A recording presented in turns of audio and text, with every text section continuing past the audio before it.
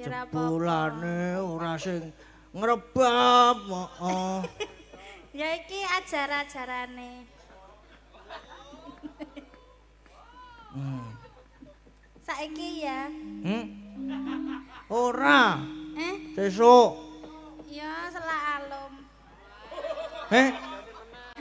Hadi inget meneh. Dadane nggo liya. Wis to, ge ayo. Wah, anune iki lho.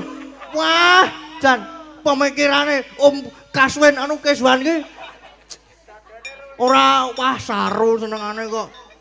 Aku mune diinget meneh kok krungune aku mune diinget meneh kok krungune meneh. Saru senengane iki. Gah aku nek ora hau-hau. Tak tantang sisan lho. Wani, Pak? Wani wae. Ya yo. Wilah. Mumpung rong kanggo iki. Apane? Apane? Kudu dijlentrehke. Kudu dijelaskan dengan rinci. Apane? Rasah. Kudu dijelaske. Mah. Lah. Wani. Ayo kok malah meneng wae iki. Ya sabar to. Aku ora iso sabar lho aku wong iki. Kok ya ora sabaran lho. Ora aku ket mau tekan kene iki enggak enak badan lho aku iki jane iki. Masa? Lah heeh. Tak pijitin mau enggak? Tak pijitin ki apa? Tak Dipijeti lho. pijetin. Nah, ya mau dong.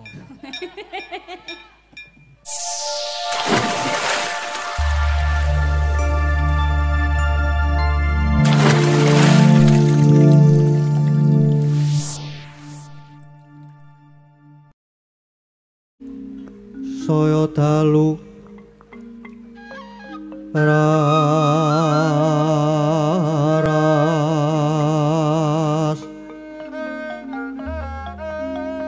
apyor sorot lintang kangku medap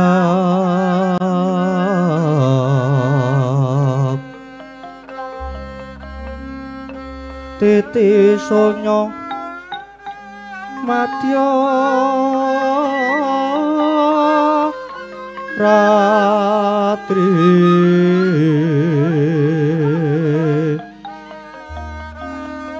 lumrang gandaning puspita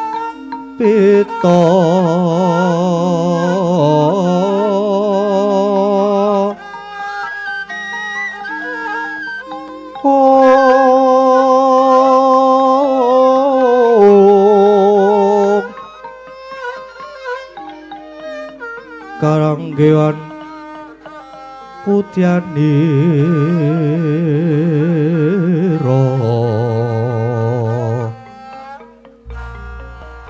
sang Twijawara ngrengeng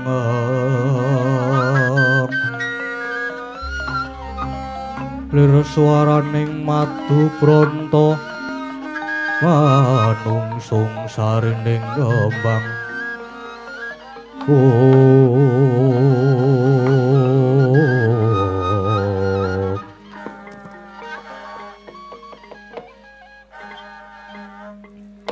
Sirping sangarko gumatosing dalu jroning ratri dereng wonten ingkang kacarita amung sang wang pertama pati ingkang jemedul saking Brangwetan nadyan kalangan mega arsa gunung-gunung marandine bisa merbawani jagat raya.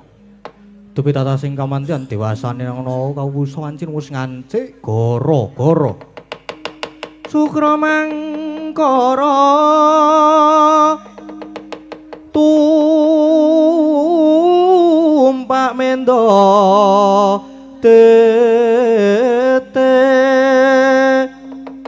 tete kalopo sumawar cita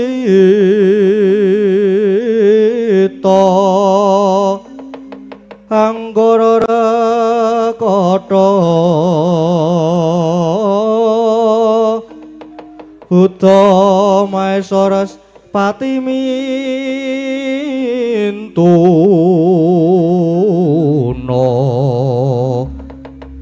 Eka dwi tricatur panca cacapto astana dasa ong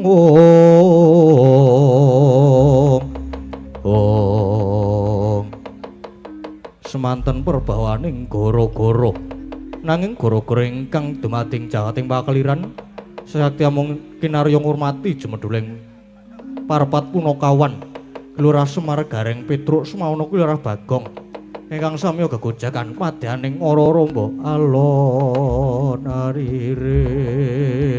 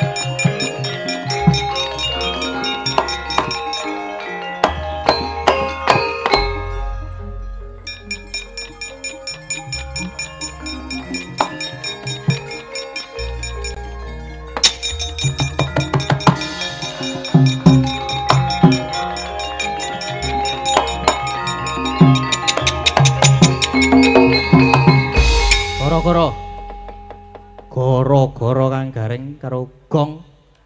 Wis tekan gara-gara gasik. Gasik. Ya ora, Ding. Setengah loro goro-goro. Heeh. Ora apa-apa. Iya, terus iki yo ngaturke panuwun. Alhamdulillah yo niki wis. Alhamdulillah aku njuk kersane Gusti. Heeh, wis. Apa jenenge iki kelakon sowan awak dhewe sak kanca-kanca. Oh, apa, Gong? Nah, iya genah ngene iki kok. Sowan ana ngendi iki? Sono ning dusun Krandon. Sidamaya Godean. Oh, nglarak ngono. Heeh. Iki traktor lho iki, Truk. Apa iya? Heeh. Ora satu kan takon to, Truk. Aku ki mumet ta aku ki jane iki. Wis golek budrek barang lho aku iki mau. Sing penting ora ngombe butrek oke-oke. Heeh, ora apik ngono kuwi. Ha iya. Terus apa jenenge iki? Oleh ku mikir mau wis lali meneh, Truk. Ayo dieling-eling sik. Apa ya? Apa Jal? Sik iki lho karo ngeleng-eleng lek ku mikir mau kae. Ku meneng bae iki mikir. Mbasan jedul ngene iki lali kok to. Jan apik tenan kok jangan kok. Ora njuk. Wah, aku ning transit mau maem sate aku, Truk. Sate. Sate. Enak satene. Lah kok karo kancaku bedes kae ditambahi laos. Tak klethake asem tenan kok. Marake wong kaget. Lah enak ora? Ya enak ngelih kok aku kok. Laos ya tetep tak mamah. Enak aku apa-apa tak mamah terus sakit, Truk. Apa tak mamah aku. Seneng aku nek kon mamah-mamah iki. Ha iya. Pamundutan, Truk, pamundutan. Iya, iso ana. Wis ana pamundutan apa ora iki mau? Iso ana. Piro ya? 15 wae ya, Gong. Oh, gundulmu. Wis ana loro apa pira ya mau? Wis ana loro. Iki ana jineman gathik glinding karo Setya Tuhu. Jineman gathik glinding karo Setya Tuhu. Heeh. Nek biasane gathik glinding ki Bu Wahyu. Lah, terus nek nganune Setya Tuhune? Setya Tuhu ki sapa ya? Bu Wahyu meneh. Ya ora Bu Wahyu kabeh. Make. Make sapa make? Make Neti. Mak Neti. Iya, ya mengko sik. Heeh. Karo nggo ngulur-ngulur wektu ki lho, terus aku lali bahan-bahanku sing tak pikir ket mau ki. Wah, aku mau esuk ki wis jane ket mau bengi ki aku wis apa jenenge bingung. Lah bingung apa? Aku ki ndelok pamflet lakone Wahyu Cakraningrat to. Wah, ding Wahyu Cakraningrat yo. Terus aku goleki naskah to nang nggon anu apa nang nggon file. Nggon file tak wah iki ana Wahyu Cakraningrat Gading. Tak pencet jedet. Lah kok nggon sabutan to ora komplit. Lah jeblok sirahku to.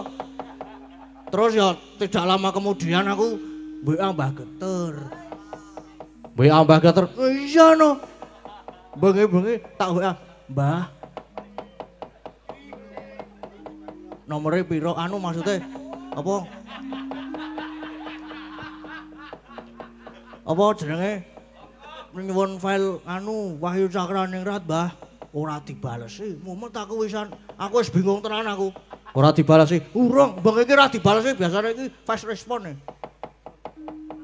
Apa? fast response. Kae lho sing membalas chat cepat. Fast respon. Heeh kowe jebul esuk-esuk balas jebul kaca matane iki apa kacamatane iki Ora usah dipisah nek muni ku kualat meneh lho kowe, Gong. heeh. Karang yo ambegane entek kacamatane iki tugel terus. Terus dikirimke nang aku lho le malah kacamataku tugel. Proposal ular. Ora terus apa jenenge aku ya wis ngematke saka chattingan dhuwur iki nggon kacamata tugel kuwi. Wis wedi aku, waduh iki nek ora ana lakone jeblok aku engko. Tak scroll medun, sut ana tulisane Wahyu Cakraningrat Gading. Aku ya alhamdulillah.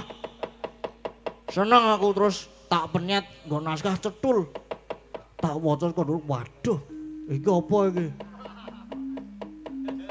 Tak waca-waca kok ana apa jenenge kuwi? Apa jenenge?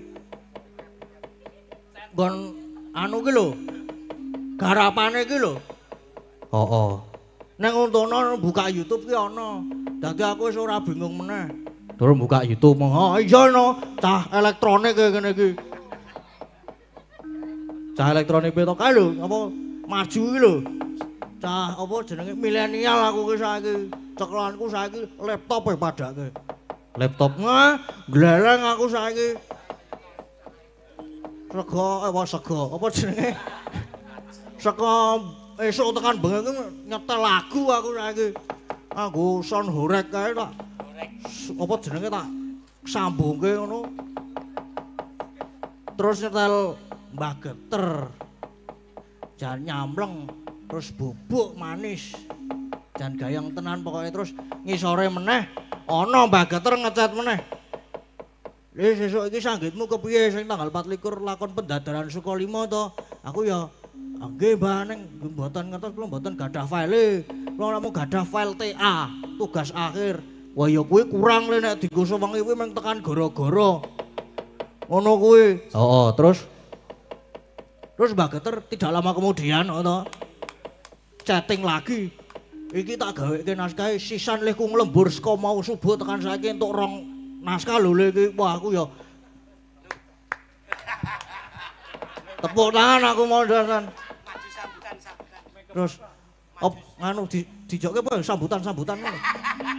ora ngono kuwi, Gong. Ora ngajar kowe iki. Ayo ora apa-apa, pisan-pisan. Mbak Geter ya kurang ajar. Ora, Ding. Nek nuruti sing rebab ki elek banget kok ngono. Dosa aku nek nuruti terus. Tak golek pahala mah entuk dosa ya aku lho. Tambahan meneh. Bengkelas Kusna. Nggih, nyuwun langgam rengu sik nembang Mbak Ayu saking Pak Mardio. Oh nggih, siap. Kedap nggih Pak, nggih niki dereng rampung li crita. Terus bahas kacamata lho niki. Terus gak di apa jenenge digawe story iki lho. Digawe story kacamataku tugel iki wangku ya taklime aku ya batin kok ora dilas sisan to, Mbah. Nek dilas lak malah paten, malah apik. Apa iki lho dilasne gone iki bengkel Las Kusna iki lho, Mbah. Karuane malah kenceng lho mengko mbane ora iso ditekuk sing siji. Age iki lho kacamatane dilas. Ora usah benjang kula nganu, Mbah. Benjang teng optik kalih kula, Mbah. Ya meng delok-delok ning goleke Shopee 12.000. Bilang kula cek outke teng anu. Shopee. Sik 10.000 beris kan. Kaya ngono kae model iki. Tak lemge. Oh, dilemge wis. Napa benjang diganti kacamata renang, Mbah? Kowe kualat lho, Gong, aku ora melu-melu nek kowe kualat. Ah, kowe iki ora masalah to. Kok kulak saya wow ngono. Wow piye? Ayo anu. Dadi weruh apa-apa engko. Heeh. Apa nganggo apa jenenge kae lho. Kaca pembesar kae lho. Ora aku wedi aku isan. Heeh, wis. Ya iya, terus karo minangkane pamundutan-pamundutan Gong, ndak meng gambleh wae kowe iki engko. Ora masalah. Isih suwe kok durasine isih lama. Masuk membuang durasi. Eman-eman ya, Truk ya. Eman-eman. Ah iya. Terus apa jenenge? Waduh lali aku marek ngomong apa ya? Wah, mandek lek aku omongan iki lali. Iki mau bab tekan kacamata. Kacamata terus pembesar, kaca pembesar, kacamata renang. Terus durasi. Terus gathik glinding. Ndak nganu ngondaan. Nek ndak keterusan aku nek wis omong ngene iki wah. Ora iso meneng aku nek wis omongan ngene iki. Ha iya. Heeh. Ora apa-apa Gong ngono kuwi jenenge lara omong. Hus. Ora ya ora ngono, ora seneng aku ngono kuwi. Bu Wahyu. Nggih, dalem. Wah. Mbok ge le anu niku nggih dalem ngono. Nggih, pripun? Pak Dalang, Mas Nggih, Dalang. gathik glinding nggih. Siap. Nah, mang glindinge lore jenengane. Ampun. Pepundan ya mereka. Lah nggih pepundan. Oh sapa-sapa tak tantang. Arep gleleng aku ki areman. Padake sikut po. Sikut mawut. Ora ding yo. Gathik glinding yo. Selak ora srata aku. Kinupita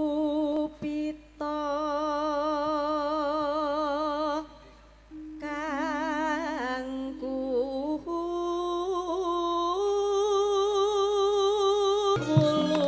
kuning seret ireng tur mantesi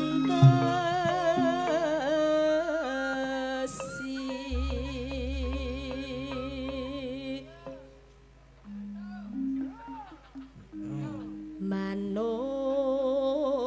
empret prit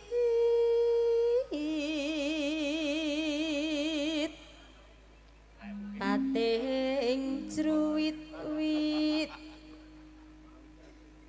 calurutan ngeni rongu pati pangan biuk padha ambyuk biuk padha ambyuk biuk padha ambyuk ambyuk aning pasawahan nucuki pari rayahan nucuki pari rayahan delikane ning babagan konangan bapak tani mingat mingut ambesengut natani padine asru. Ya kayak semangat banget lo kayak. Jan jos tenan iki. Manuk petet diet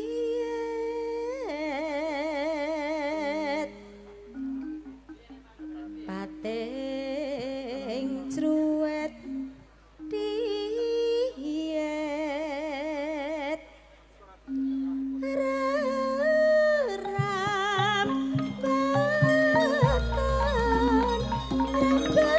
tur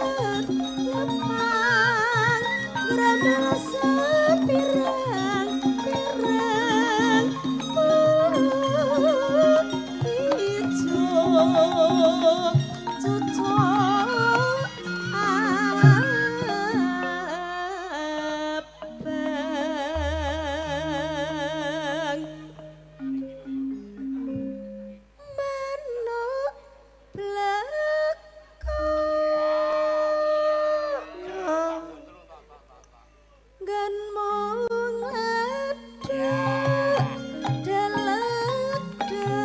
delek nyimpok kodhok cucuk mepet-mepet tenggo anjejeran neng beletok amelera ulatke sandang pangane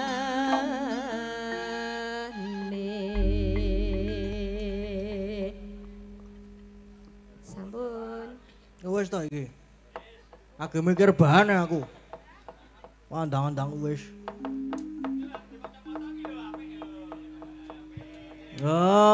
aku duwe kacamata ki lho apik. Nek kalau Mbak enten kacamata apik, Mbak?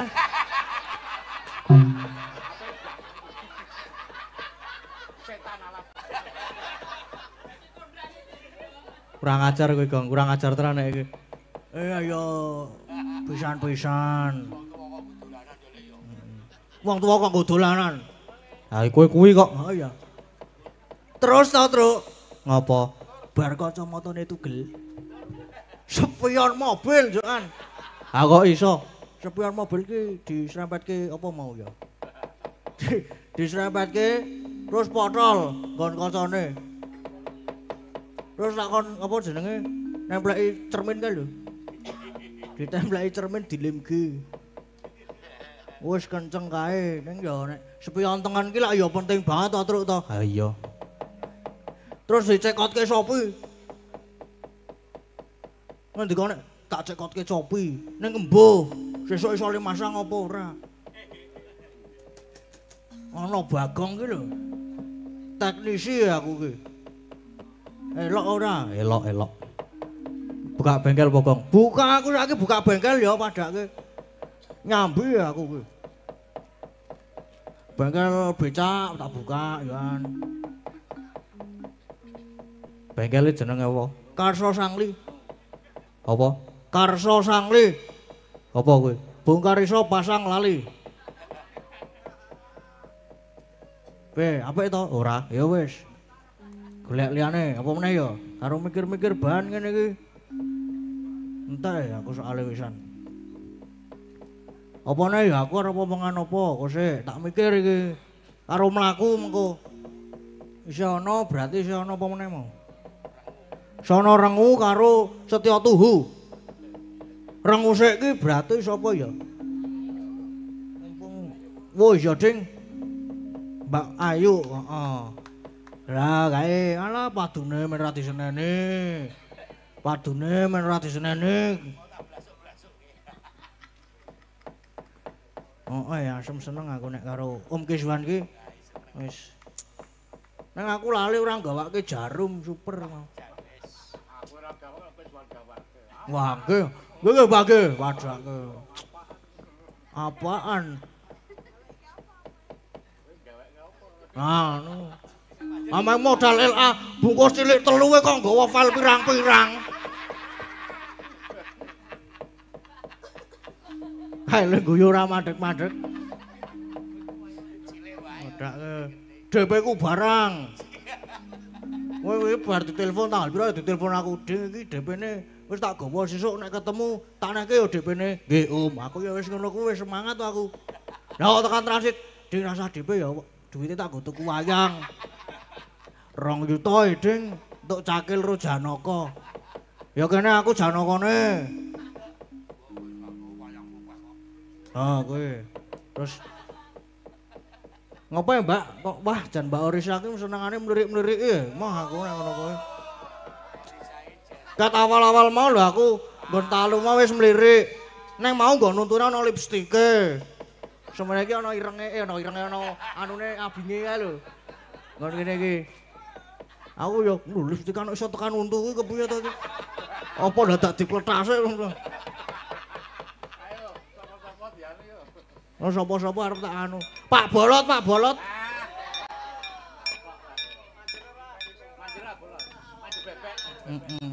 Bolot, sesuk adu bebek kali ngene kula.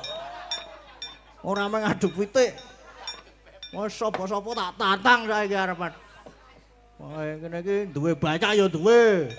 Bebek ya duwe nang modar kabeh pangan kire. Ana bebek ditilek kari ndase. Lah yo dipangan kire mbok ngene sapa ngerti aku ya. Terus saiki ngengu banyak banyak. Banyak ora ya mung kleru sithik wae kok. Amang kleru sithik. Wah tak tantang kabeh arep manuke. Wong ado tetep tak tantang aku kok. Bagong saiki kurang ajar banget kok. Wis nang-no wae nang-no ora kualat dhewe. Aku wis nggo jimat anti kualat.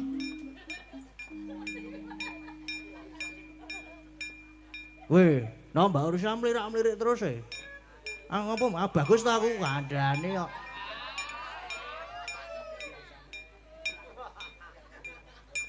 Biasane nek lipstikan nganggo krayon. Krayon dijer kae to terus dileletke. Nek ra yo nggo godhong jati kae. Terus diuntel-untel. Lah abing-abing kae. Terus diceluki.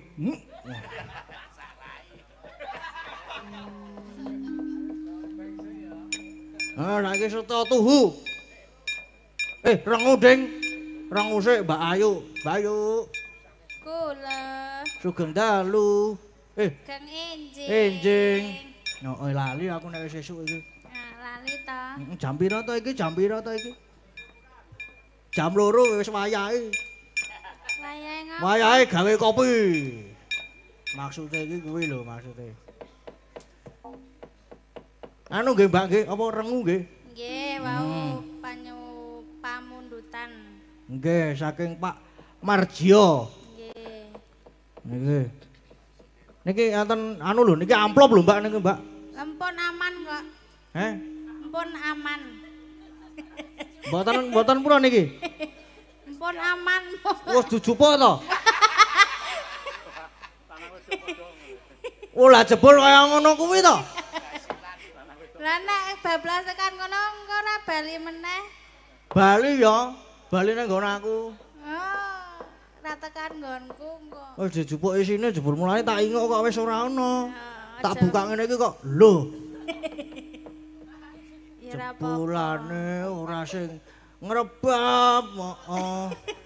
Ya iki ajar-ajarane. Saiki ya. Ora. Sesuk. Ya selak alum. Hadi inget meneh. Dadane nggo liya. Wis to, ge ayo. Wah, anune iki lho. Wah, jan pemikirane Om Kaswen anu Keswan iki. Ora wah saru senengane kok. Aku mune diinget meneh kok krungune.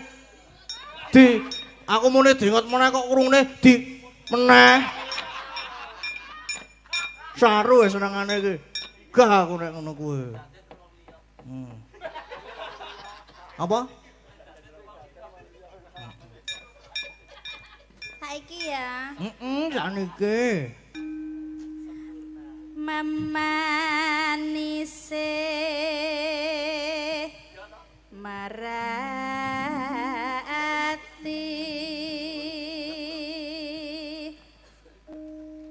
pacane mong prasaja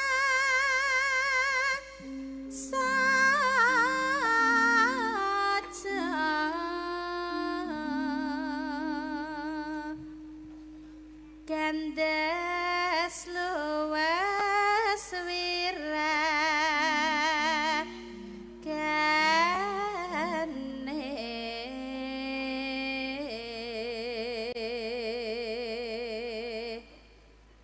kok meneng wae to Apane? kok meneng wae Lah meneng gue menikmati kok aku ki sah duwe. isih iso dinikmati to Ya isih.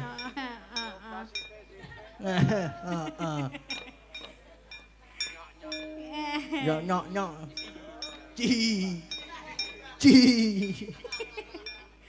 Rena wengi mong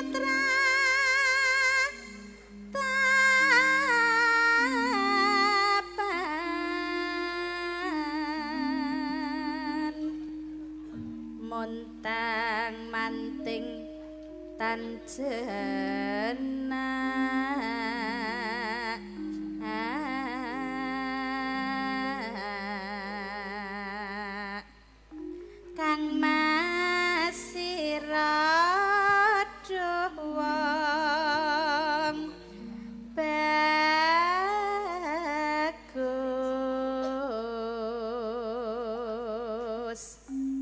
gampang teman hamba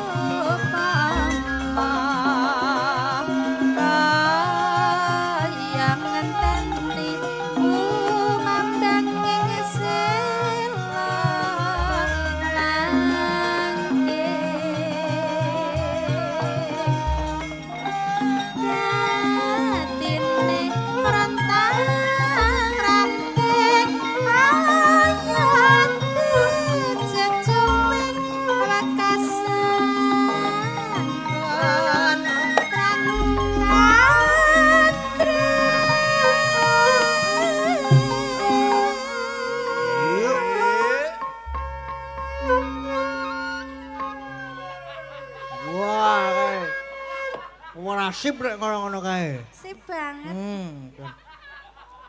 Wis energine sih 100%.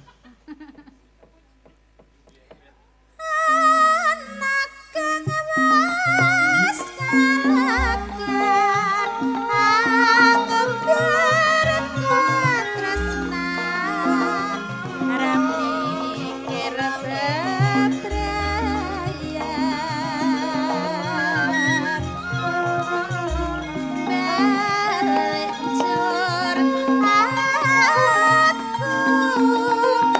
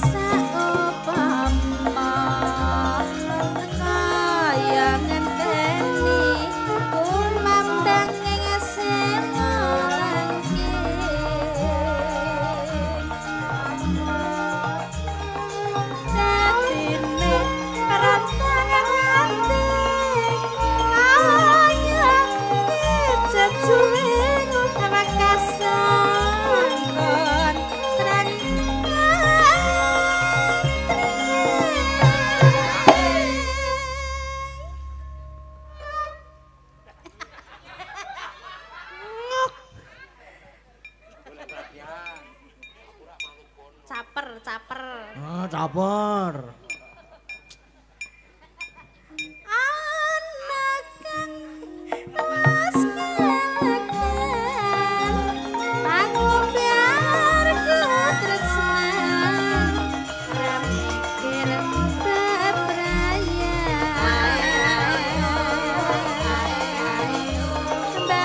balik jur aku wis kadung kasmurung atiku mong tansah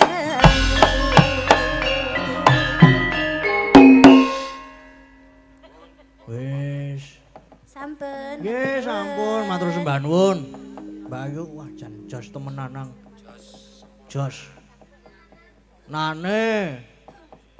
Kok juk kabeh-kabeh muni sempurna. Sik sempurna ki nomor 2. Mbak Ika. Wis ah. Wah. Saiki isih ana Setya Tuhu. Lah ya mengko sik dileti. Heeh, men bubar jam 4:30. Lho, cara gelem, heeh. Sisan ke jam 6. Terus men sesuk le mayang awan bubar. Aja, ya. Ya bar-bar iki lah.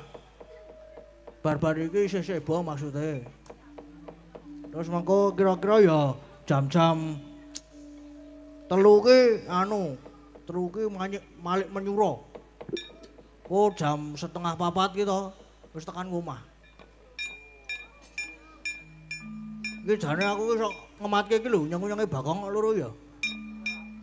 Apa terinspirasi dari aku apa ya? Demau nyang-nyangku loro, heeh. Terus ditempelke kene. Ben ketok beling. Ben ki aku ki unyang-unyang loro rambute kene iki jegrik munggah siji ngene lho. Ana rambut tok kejepit unyang-unyang.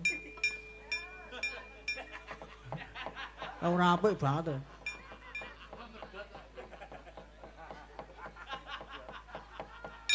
Ora apa-apa, Ding. Ki apa jenenge? Setya Tuhu. Ha iya. Bar Mbak Ayu iki mau rengu terus Setya Tuhu ki sapa kira-kira?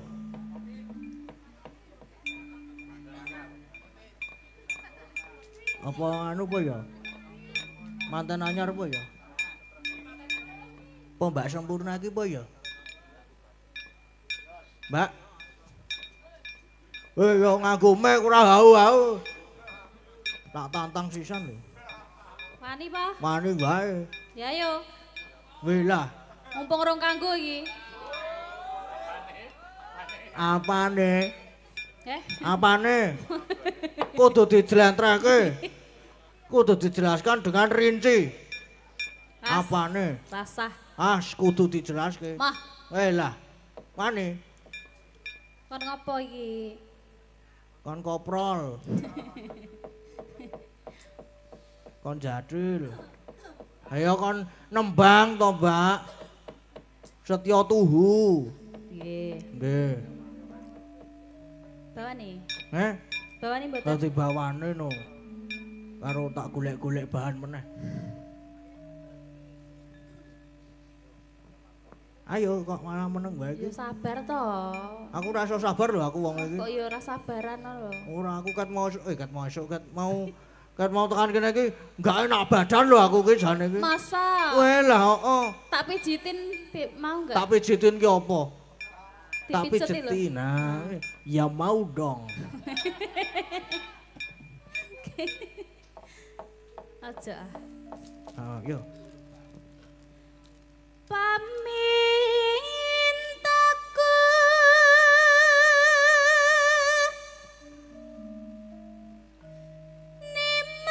nimas sitase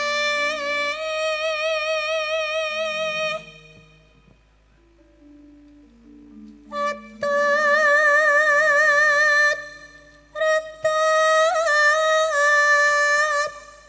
tansah Ya kok rada gereng apa sih, Mbak? ayo Sok lembur apa? Kakean ndas. Heh, Kakean ndas. ndas apa? Ndas pitik. Ndas pitik. Ndas bebek. Bebeke Pak Bolot. Rasanya udah malah ngimpi. Lah kowe mengko bengi iki paling mengko iki terus ngimpi kok. Aja ya, Pak. Heeh, aja. Ora apik kaya ngono kuwi. Tansah reruntungan ing sarina lan ngene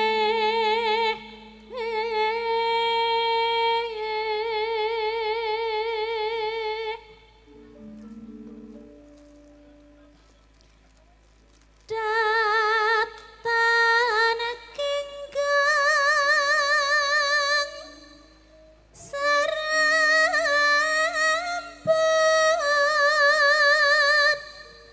lamun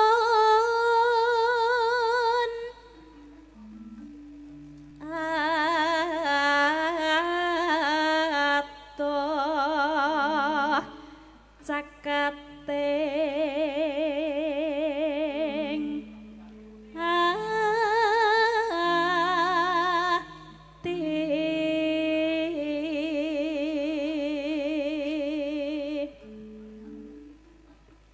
yen cedhak tansah mulat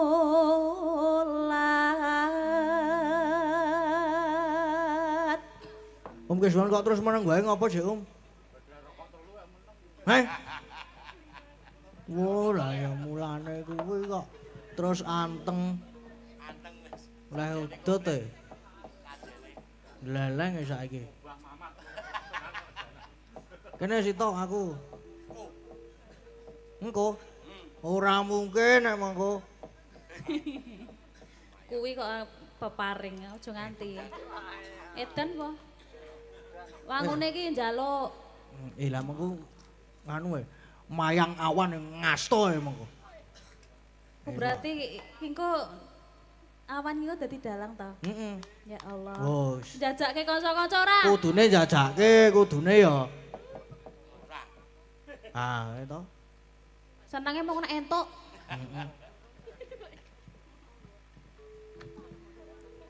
Sida asih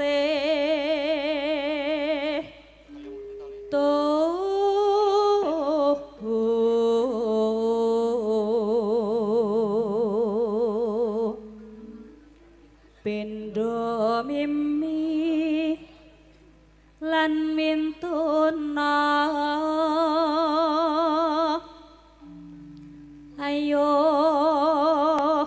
kang mas bareng netepi wajib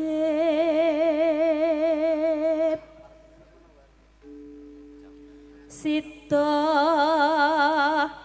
asih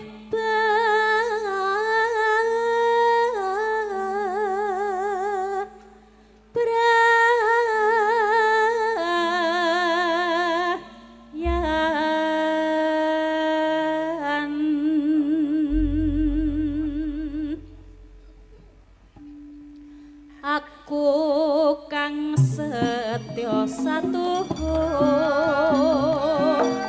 wit biyen nganti saiki tetes saling batang kapapa apa resoponar andika pangayomanku lahir batinku wis nyata